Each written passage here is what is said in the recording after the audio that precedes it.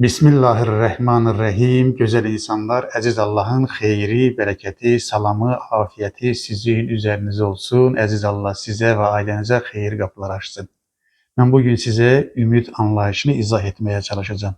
Bu mübarək cümə günündə istəyirəm ki, ümid anlayışımız doğru inşa olsun. Yani insanın düşüncesi anlayışlarla harekete geçtiğine göre her anlayışın taşıdığı mənanı doğru biçimde yerine koyanda insanın hayat təsəvvürü, gelecek təsəvvürü, özüyle bağlı təsəvvürü de doğru olur. Bir var ümid, bir de var niçbinlik. Bu ikisi birbirine birinci ölçü budur, karıştırmayacağım.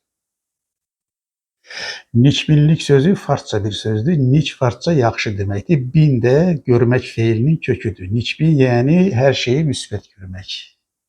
Her şeye yaxşı olacaq düşüncəsi, duygularıyla baxmaqdır. Ancaq niçbinlik ümid değildir.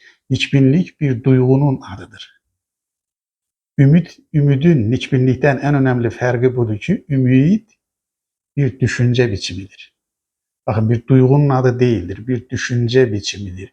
Ümid düşünce ile hareketin qovuşuğunda olan bir şeydir, birleşmesinde olan bir şeydir. Yani bunu misalla daha aydın izah edeceğim. Bir şeyin ümid olması için eğer ümidin doğru tarifini görmək istəyirsinizsə, ümidin içerisinde 3 önemli anlayış var. Birinci, ümid hədəflə bağlıdır.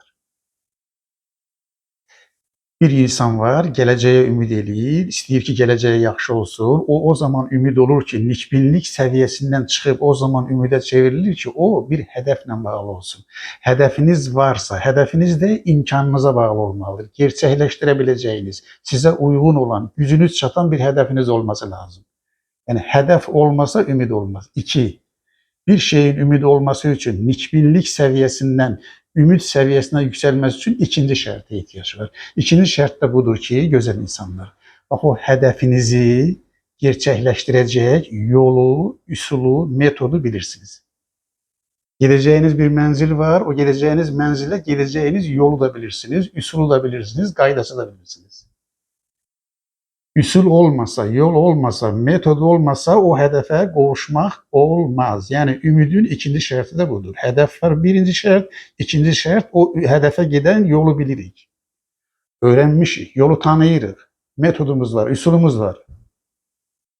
Ümidin üçüncü şartı odur ki, əzm ve motivasiya. Yani motiv ol. Daha doğrusu ne deyirik ona biz? Motiv olmalıdır. Motivasiya olmalıdır, belə deyək. Əzm nədir? Birinci əzm deyirəm. Yəni hədəfimiz var. 1. Hədəfimizə gedən yolu, qaydanı, yol metodları bilirik. 2. 3. O hədəfi, o gedəcək yolu gerçəkləşdirmək üçün üçüncü şərtə ehtiyac var. O da nədir? Əzmdir. Əzm nə deməkdir? Əzm bir şeyin, bir hədəfin gələcəkdə gerçəkləşəcəyini bilərək hərəkət etməkdir. Baxın, sıradan bir hərəkət deyildir. O kadar ümit doludur ki, o kadar güven doludur ki, o kadar özüne inanır ki, yoluna o kadar inanır ki, o hedefinin gelecekte gerçekleşeceğine inanarak hareket etmek əzmdir. Motivasiya nədir? Motivasiya budur. Bu suala cevap verir. Mən bu işi niye edirəm? Yani bir növ niyet. Bakın, mən bu işi niye edirəm? Bu motivasiyadır. Yani şuur harekete geçir. Şuurlu bir harekettir. Niyet de nedir? Niyet de sizi harekete geçiren karardır. Deməli, ne demiş oldum? Birinci demiş oldum ki, niçbinlikle ümit aynı şey değildir. Niçbinlik bir duyğunun adıdır, güzel bir duygudur ama niçbinlik seviyesinde kalırsa elə bir önemi de olmur.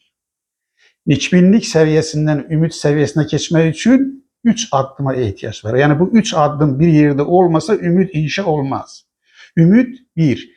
Düşüncenin adıdır, duygunun değildir, hareketle bağlıdır. Bir şeyin ümit olması için 3 şarta ihtiyaç var. Birinci nedir? Güzel bir hedefiniz olacak. Güzel hedef, imkanlarınıza uygun olan hedeftir. Çok büyük hedef demirəm, imkanlarınıza uygun olan hedeftir. Adeten ruhtan düşmək istəmirsinizsə, gücünüze uygun, imkanınıza uygun, fitretinize uygun hedefler seçin. 2. Bu yetmez. Ümid olması için o hedefe giden yolu, üsulu, metodu bilməlisiniz. 3. Hedefi seçtiniz, yolu bildiniz. İndi nedir? Üçüncü mərhələ hərəkətə keçməkdir. Yəni əzminiz var, motivasiyanız var, niyyətiniz var, qərarlılığınız var. Bir misalla belə izah edeyim. Bakın, denizin ortasına düşmüşsünüz. Denizin ortasında bir adada kalmışsınız. Ben bu denizin ortasından çıkacağım deyirsinizsə bu nikbinlikdir. Ancaq denizin ortasında qalmısınız. Denizin ortasından çıxmaq üçün hədəf var. Mən mütləq sahilə çıxmalıyam. 2. Sahilə çıxmağın yolunu, metodunu, üsulunu, qaydasını bilirim. 2. 3. O üsulu, metodu, yolu getmək üçün əlimdən gələn hər şeyi etməyə başlayıram. Əzmim var, iradəm var, niyyətim var, hərəkətim var. Bu üçü birləşəndə olur niyyət. Bir var sadəcə adada oturub sahilə çıxmağı gözləmək, bir var adada qalıb sahilə çıxmaq üçün bu üç hərəkəti eyni anda gerçəkləşdirmək, gözəl insanlar. Bunlar ümidi bəsləyir. Ümidi nə bəsləyir? Bax, birinci budur, özünüzü tanımaq ümidi bəsləyir. Özünü tanımaq budur. Bax, mən sizə demirəm, həmişə belə deyirlər, pozitiv düşünün ya da negativ düşünün. Nə pozitiv düşünün deyirəm, nə negativ düşünün deyirəm. Deyirəm, ikisini də eyni anda düşünün. Doğru düşünün yəni. Özünüzün həm müsbət yönünüzü bilirsinizsə, həm zəif yönlərinizi bilirsinizsə, bu sizə ümidə götürəcək. 2. Bax, güvən. Güvəniniz varsa ümidiniz bəslənəcək. Güvən, ümidin ən önəmli qidalarından biridir. Güvənin içində 3 şey var. 1. Mən dəyərliyəm. İmkanlarıma inanıram. Hədəfim var. 3. Şükür insanın ümidini artırır. Şükür Allah'ın verdiği nimeti, şükür sadece nimeti görmek değildir. Şükür nimeti vereni görmektir. Bakın, şükür sadece verilen nimeti görmek değildir. Şükür verilen nimetin sahibini görmektir. Aziz Allah'ı görmektir. Görmek burada mecazi meyandadır. Yani ondan bilmektir her şeyi. Şükür budur. Ve Allah'ın verdiği nimeti de Allah'ın koyduğu yola uygun istifade etmek. Şükür budur. Dua nimetin gidalarından biridir. Dua teslimiyettir. Allah'tan güc istemektir. Güzel insanlar, bakın. Hareket, tembellik, oturmak, çalışmamak ümidi öldürer. Harekete geçseniz, çalışsanız, salih emelleriniz olsa, hedeflerinizi hayata geçirmek için işe başlasanız o sizin ümidinizi artırır. Bak, cesaret, ümidin gidalarından biri cesarettir. Cesaret korkmamak değildir. Korku olmasına bakmayarak harekete geçmektir. Cesaret çetin günde, zor anda, dar günde en doğru kararı vermektir. Ümidi besleyen önemli şeyin biri güzel insanlar. Sağlam çevredir, etraf. Sizi seven, size değer veren, sizin uğurlarınıza sevinen, size cesaret veren, sizi ruhlandıran çevreniz varsa, sağlam çevreniz varsa size mutlak ümit verecek. Bak, önemli bir örnek veririm. Manşet olabilecek bir cümle değilim. Etrafın, yani çevrenizin gücü iradenizin gücünden çoktur. Bunun altından xət çəkirəm. Çevrenizin, etrafınızın gücü, təsir imkanı iradenizin gücünden çoktur. Mesela bir adam tembel olsa da, hiç okumağa meyli olmasa da, okuyan uşaqların içerisine düşse, dürüst uşaqların içerisine düşse o da okumağa başlayır. Çevre bu kadar önemlidir. Ona göre valideynlere deyirəm ki, uşaqlarınıza güzel çevre düzəldin. Uşaqların qoruyucu sistemi odur ve ümit verir. Elə bir çevreniz varsa ki, size cesaret verir, ruh verir, həvəsləndirir, uğurlarınıza sevinir, elinizden tutur, yanındayam deyir, bak size ümit verecek. Tembellerden kaçacağız. Sizi ruhtan salanlardan, sizin uğurunuza sevinmeyenlerden kaçacağız. Güzel insanlar, bakın. Ümit hikayeler okuyacağız. Ümit dolu hikayeler okuyun. Ümit dolu filmlere bakın. Ümit dolu musikilere bakın. Ağlaşmaya değil. Ağlaşma ümidi öldürer. Sonra ne deyirəm, bakın, ümit qəhrəmanlarınız olsun. Ümit qəhrəmanları nedir? Onlar hayatta her çetin anda da, zor anda da ümitlerini itirmeyipler. O dediğim, yani onların hedefi olup, o hedefe giden yolları bilipler, əzmləri ve motivasiyaları, iradeler olup, niyetleri olup onu gerçekleştirirler. Bakın, her elçi, Allah'ın gönderdiği her elçi bir ümit qəhrəmanıdır. Hazreti İbrahim'in keşmediği sınav var mı? Bütün anında Hazreti İbrahim Allah'a teslim olmuştur. Hiç vakit ümitsiz olmamıştır. Ona göre değiller ki ümitsizlik haramdır. Hazreti Musa'nın mücadelesi, Hazreti İsa'nın mücadelesi, son elçi, alemlere rahmet olarak gönderilmiş Hazreti Muhammed, o aziz peygamberin mücadelesi.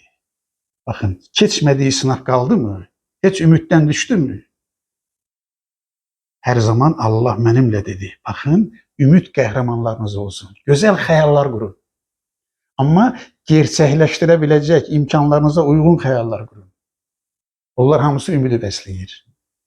Və sonda ümidlə bağlı 2 yazacağınız, hər yerə yazacağınız 2 dənə gözəl şüar verirəm, gözəl insanlar. Baxın, əgər ümidinizi qorumaq istəyirsinizsə, ümidinizi diri tutmaq istəyirsinizsə, ümidinizin ölməməsini istəyirsinizsə, bax, ən önəmli şüarın biri budur. 1. Baş verənlərə, bütün hadisələrə foto kimi deyil, film kimi baxın.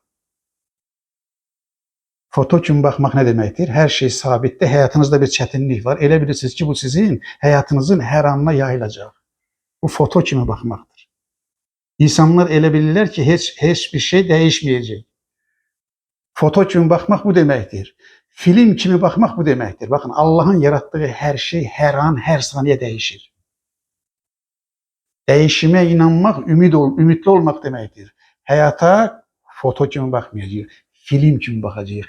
Hər şey hər an dəyişir. Yasa batmayacaqsan. Yasa batmayacaqsan. Hər şey hər an dəyişir. Bu Allahın yasasıdır, bu dəyişməz. Hər filmin bir başlanğıcı və bir sonu var. Şüarımı təkrar edirəm. Gözəl gənclər, gözəl insanlar həyata foto kimi deyil, film kimi baxacaqsınız. İkinci önemli ölçüm de budur. Diqqət, həyat hər gün yenidən başlayır. Həyat hər gün, bax, hər gün, every day yenidən başlayır. Yəni, keçmişdə bir qüsurunuz olub, səhviniz olub, o səhvə bağlanmayın. Baxın, bağlanmayın, yasa batmayın. Səhvsiz insan mı var? İnsan qüsurludur. Həyatını düzəldib yenidən inşa edə bilərsənmi? İnsan dəyişən varlıqdır, insan dəyişər. Ona görə deyirəm ki, hər gün həyat yenidən başlayır. 2 şüar yadda qaldı mı? Həyata foto kimi deyil, film kimi baxacağıq. Həyat hər gün yenidən başlayır.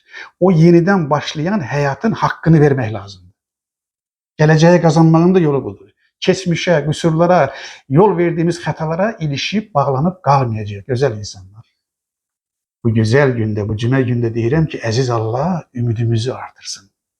Bizə doğru hədəflər seçməyi, o doğru hədəflərə gedən yolları, üsulları, metodları öyrənməyi, üstəgəl əzimli, qərarlı, niyyətli, hərəkət edən, salih əməllərə yönəlməyi nəsib etsin. Allah ümidimizi, ağlımızı, cəsarətimizi, imanımızı artırsın, gözəl insanlar. Məni dinlədiyinizə görə sizə təşəkkür edirəm. Var olun, sağ olun. Əziz Allahın, baxın, Quran-ı Kərim ümid kitabıdır. Allah'a inanmaq, ümidlə dolu olmaq deməkdir. O ümidlə dolu, bizi ümidlə dolduran, bizə yol göstərən, bizə iman gücü verən, bizə səbir gücü verən, bizə həyatın çətinlikləri ilə baş-başa qalanda onu həll etmə imkanı göstərən əziz Allahın o sonsuz, sınırsız mərhəmətinə sizləri əmanət edirəm. Gözəl insanlar.